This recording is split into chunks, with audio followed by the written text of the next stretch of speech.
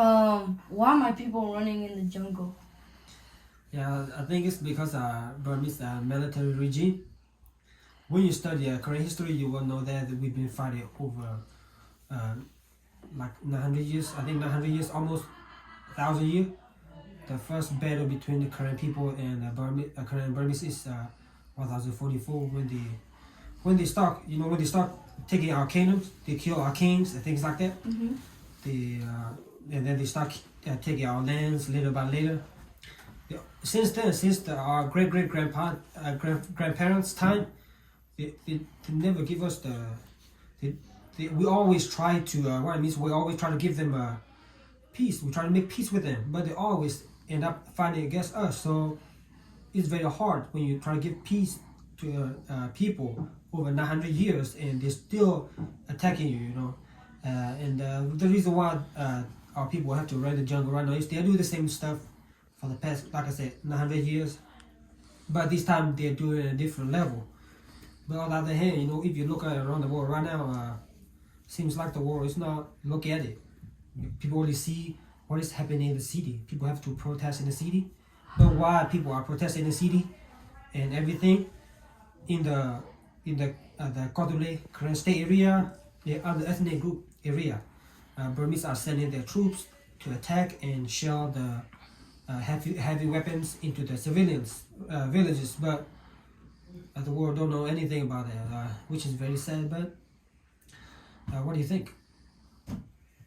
Have you guys fought against Burmese people before?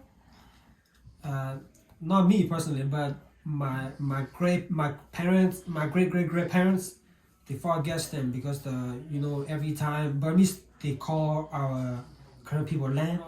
Like I said, 900 years. And back in our great grandparents' time, the Burmese been killing our people. So, for example, my parents and their siblings, they fight against the Burmese military regime.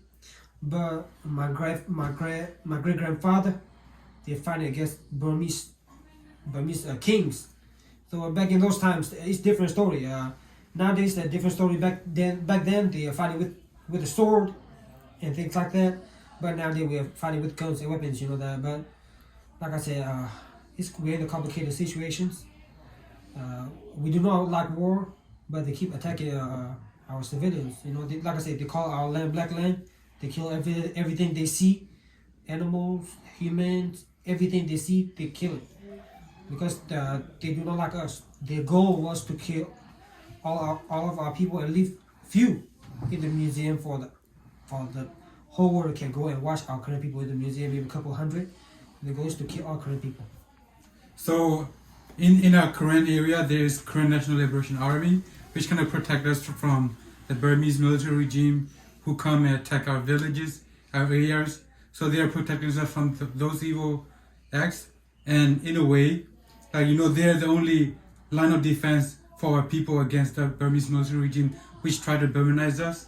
And then there's also Korean National Defense Organization, which at the local level, is the only protection for our people. Actually, we're in 1947. KNU was founded in 1947, and then, like I said, you may already know that. And then 1948, KND was started, and then I believe 1947 also KND was started. Yeah, pretty much the same time, and then the KNLA started in 1949. First great leader we have was Sabaoji. We have great leader back in the days, like I said, our kings pretty much dominate a lot of places, but I just started in 1950s, around then, 1940. Post World War II. Yeah, post World War II, and Sabaoji is one of the first Korean leader and he's not the only first leader. He have a lot of Korean educated leaders with him to come up with a constitution. His goal was to announce the independence for Korean people. But as many people know, that Burmese assassinated him in 1950.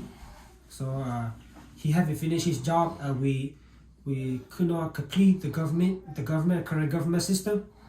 So it's very hard for us to keep going after that. But like I said, we have other leaders come along and take charge. I think one of the things is that he has the constitution. I believe current constitution completed. So, but right now we are in a complicated situation because the leaders we have right now, they are not following the Catholic constitution. They are pretty much under Burmese constitution. So it's very complicated because when we think about carefully, right?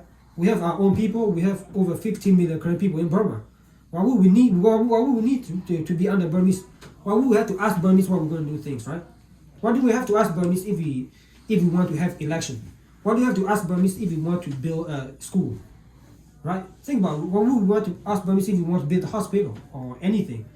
That's very sad because I feel like our leaders are right now they are scared or they are being manipulated. They don't. I feel like they don't care about their people. You know what I mean? That is a sad thing, and also we don't have a proper elections. We have a Congress election, which means the election is picked by a few people. They are not actually the people leaders. They are just the Congress leader. You think? Yeah, so Baoji, our founding father of Kadule, just assassinated in August 12, 1950. So right after that, the path that he kind of laid out, which is Kadule independence, was never followed. So after that, it's like our leaders in the Congress are going separate ways, where you just lead our offspring, where right now it's called Burma Federal or whatever, but like we're not going to our destination. That's why the Korean revolution for Kadule independence is very long, and right now we need the leaders who will stand by Sabaoji roadmap, Sabaoji path, which is Kadule independence.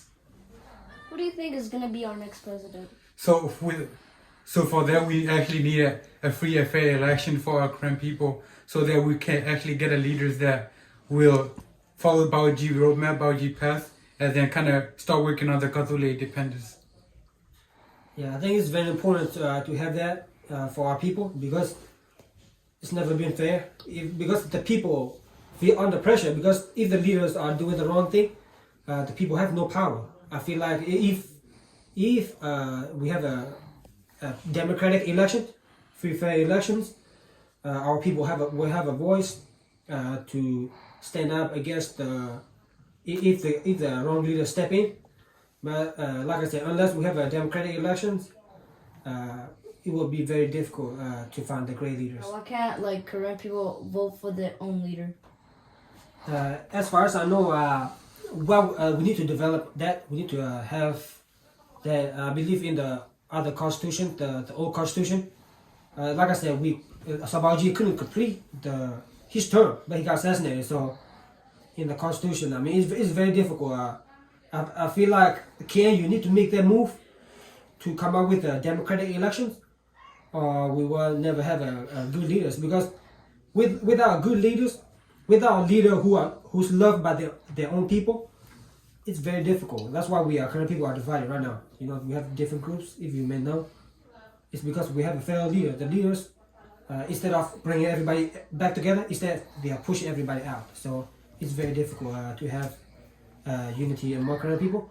But after we get a leader who are chosen by their people, I believe then we can stand up and have our own country.